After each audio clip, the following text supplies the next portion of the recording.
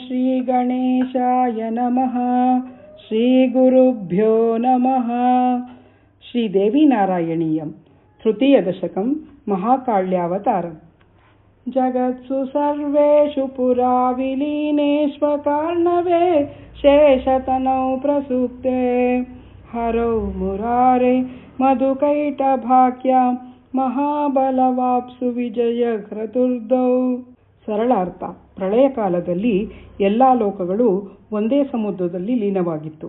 ಆ ಮಹಾಸಮುದ್ರದಲ್ಲಿ ಆದಿಶೇಷನ ಮೇಲೆ ಶ್ರೀಮನ್ ಮಹಾವಿಷ್ಣುವು ಯೋಗ ನಿದ್ರೆಯಲ್ಲಿ ವಿಶ್ರಾಂತಿ ಪಡೆಯುತ್ತಿದ್ದನು. ಆ ಸಮಯದಲ್ಲಿ ದೇವತೆಗಳ ಶತ್ರುಗಳಾದ ಮಹಾಬಲಶಾಲಿಗಳಾದ ರಾಕ್ಷಸರಾದ ಮಧು ಮತ್ತು ಕೈಟಭ ಎಂಬುವರು ಆ ಪ್ರಳಯ ಜಲದಲ್ಲಿ ಆಟವಾಡುತ್ತಾ ಸಂಚರಿಸುತ್ತಿದ್ದರು. ಸಮಾಸಹಸ್ರಂ ಯತಚಿತ್ತವೃತ್ತಿ ವಾಗ್ಬೀಜಮಂತ್ರಂ ವರದೆ ಜಪಂ ತೌ ಪ್ರಸಾದಿತಾಯ ಅಸುರೌ ಭವತ್ಯಾಹ. ಮಧು ಮತ್ತು ಕೈಟಂಬ ಎಂಬ ಅಸುರರು ಸಾವಿರಾರು ವರ್ಷಗಳ ಕಾಲ ಮನಸ್ಸನ್ನು ಏಕಾಗ್ರಗೊಳಿಸಿ ದೇವಿಯ ವಾಗ್ಬೀಜ ಮಂತ್ರವನ್ನು ಜಪಿಸಿದರು. ಆ ಜಪ ಮಾಡಿದ ಕಾರಣವಾಗಿ ದೇವಿ ಅವರಿಗೆ ಪ್ರಸನ್ನಳಾಗಿ ತಮಗೆ ಇಷ್ಟವಾದಾಗ ಮಾತ್ರ ಮರಣ ಬರಲಿ ಎಂದು ಮಹಾವರವನ್ನು ಅವರಿಗೆ ಅನುಗ್ರಹಿಸಿದಳು. ಏಕಾಂಬುದೌ ತೌ ತರಳೋರ್ಮಿಮಾಲೆ ನಿಮಜ್ಜನೋನ್ಮಜ್ಜನ ಕೇಳಿಲೋಲೌ ಯಾದೃಚ್ಛಯ ವೀಕ್ಷಿತಮಬ್ಜಯೋನಿಂ ರಣೋತ್ಸಕಾವೋ ಚತುರ್ಯುದ್ಧಗರ್ವೌ. ಅಂತ್ಯವಿಲ್ಲದ ಸಮುದ್ರದಲ್ಲಿ ಅಲೆಗಳ ನಡುವೆ ಆಟವಾಡುತ್ತಾ ಮುಳುಗಿ ಮೇಲೇಳುತ್ತಾ ಇದ್ದ ಮಧು ಮತ್ತು ಕೈಟಭ ಎಂಬ ಅಸುರರು ಯಾದೃಚ್ಛಿಕವಾಗಿ ಕಮಲದಲ್ಲಿ ಜನಿಸಿದ ಬ್ರಹ್ಮನನ್ನು ಕಂಡರು. ಯುದ್ಧಕ್ಕೆ ಉತ್ಸುಕರಾಗಿ ಅವರು ಗರ್ವದಿಂದ ಬ್ರಹ್ಮನಿಗೆ ಯುದ್ಧ ಮಾಡುವಂತೆ ಸವಾಲು ಹಾಕಿದರು. ಪದ್ಮಾಸನಂ ವೀರವರೋಪಭೋಗ್ಯಂ ನ ಭೀರುಭೋಗ್ಯಂ ನ ವರಾಕಭೋಗ್ಯಂ ಮುಂಚೇದಮದ್ಯೈವ ನ ಯಾಸಿ ಚೇತ್ವಂ ಪ್ರದರ್ಶಯ ಸ್ವಂ ಯುಧಿ ಶೌರ್ಯವತ್ವಂ. ಈ ಪದ್ಮಾಸನ ಶೂರರು ಮತ್ತು ವೀರರು ಕುಳಿತುಕೊಳ್ಳುವಂತಹ ಸ್ಥಾನ.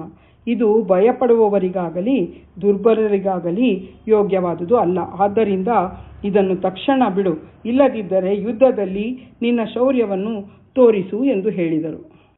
ಇದಂ ಸಮಾಕರ್ಣ್ಯ ಭಯದ್ವಿರಿಂಚಃ ಸ್ಪುಷ್ಪಂದಿ ನಿಷ್ಪಂದಮಮೋಘ ಶಕ್ತಿಂ ಪ್ರಬೋಧನಾರ್ಥಂ ಹರಿಮಿದ್ದ ಭಕ್ತ್ಯಾ ತುಷ್ಟಾವನೈವ ಚಲದಂಬುಜಾಕ್ಷಃ. ಮಧುಕೈಟಭರ ಈ ರೀತಿಯ ವರ್ತನೆಯಿಂದ ಬ್ರಹ್ಮನು ಭಯಗೊಂಡು ಯೋಗ ನಿದ್ರೆಯಲ್ಲಿ ಮಲಗಿದ್ದ ವಿಷ್ಣುವನ್ನು ಎಬ್ಬಿಸಲು ಭಕ್ತಿಯಿಂದ ಸ್ತುತಿಸಲು ಆರಂಭಿಸಿದನು. ಆದರೆ ಯಾವುದೋ ದಿವ್ಯಶಕ್ತಿಯ ಸೆಳೆತಕ್ಕೆ ಸಿಕ್ಕವನಂತೆ ವಿಷ್ಣು ಎಚ್ಚರಗೊಳ್ಳಲೇ ಇಲ್ಲ.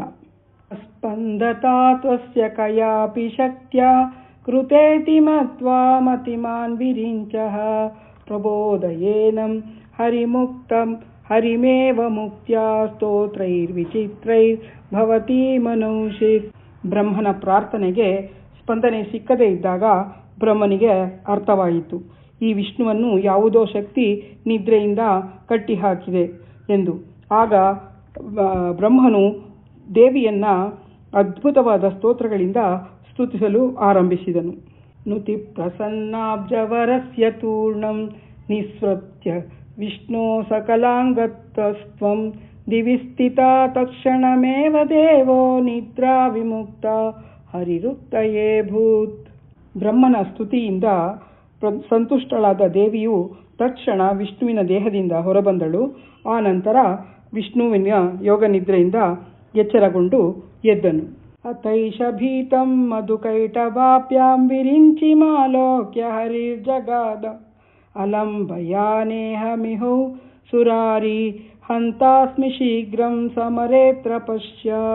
ಯೋಗ ನಿದ್ರೆಯಿಂದ ಎಚ್ಚಿತ್ತ ಮಹಾವಿಷ್ಣುವು ಮಧುಕೈಟಭರಿಂದ ಹೆದರಿದ್ದ ಬ್ರಹ್ಮನನ್ನು ನೋಡಿ ಹೀಗೆ ಹೇಳಿದನು, ಭಯಪಡಬೇಡ. ಈ ದೇವತೆಗಳ ಶತ್ರುಗಳಾದ ಇಬ್ಬರು ಅಸುರರನ್ನು ನಾನು ಯುದ್ಧದಲ್ಲಿ ಬೇಗನೆ ಸಂಹರಿಸುತ್ತೇನೆ, ನೀನು ನೋಡುತ್ತಿರು.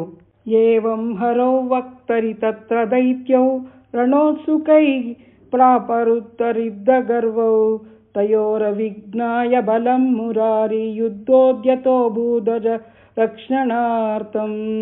ವಿಷ್ಣು ಹೀಗೆ ಹೇಳುತ್ತಿದ್ದಂತೆ ಮೊದಲೇ ಗರ್ವದಿಂದ ಉತ್ಸುಕರಾಗಿದ್ದ ಗರ್ವಭರಿತ ಮಧು ಕೈಟಭರು ಅವರ ಕಡೆಗೆ ಧಾವಿಸಿದರು. ಆದರೆ ಅವರ ನಿಜವಾದ ಬಲವನ್ನು ಅರಿಯದೆ ಬ್ರಹ್ಮನನ್ನು ರಕ್ಷಿಸಲು ವಿಷ್ಣುವು ಯುದ್ಧಕ್ಕೆ ಸಿದ್ಧನಾದನು. ದುರ್ಗಾದೇವಿಯನ್ನು ಈ ರೀತಿ ಪ್ರಾರ್ಥಿಸಿದನು.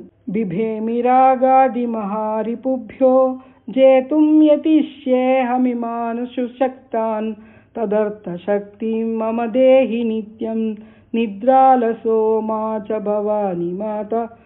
ಓ ಭವಾನಿ ಮಾತೆಯೇ, ರಾಗಾದಿ ಮಹಾಶತ್ರುಗಳನ್ನು ಗೆದ್ದು ಆನಂತರ ಈ ಬಲಿಷ್ಠ ಅಸುರರನ್ನು ಜಯಿಸಲು ನಾನು ಪ್ರಯತ್ನಿಸುತ್ತೇನೆ.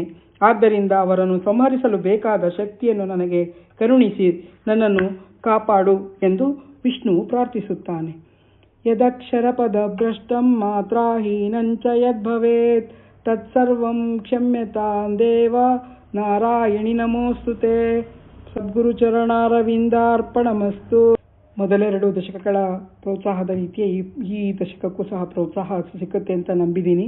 ಧನ್ಯವಾದಗಳು. ಲೈಕ್ ಮಾಡಿ, ಶೇರ್ ಮಾಡಿ, ಈ ವಿಡಿಯೋನ